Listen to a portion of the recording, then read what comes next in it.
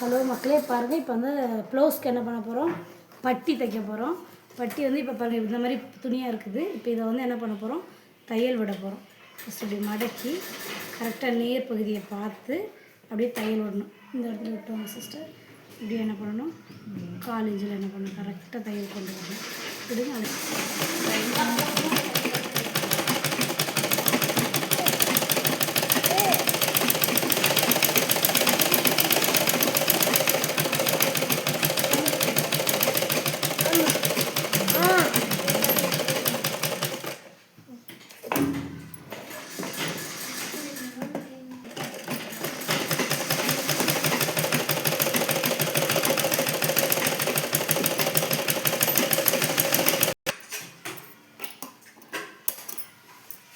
காமிங்க சிஸ்டர்.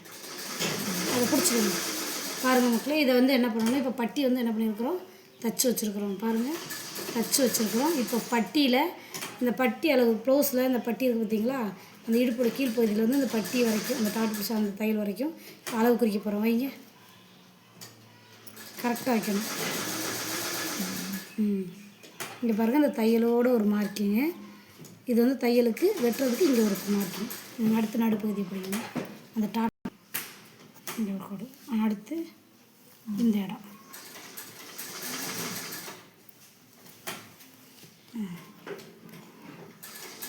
அவ்வளோதான்.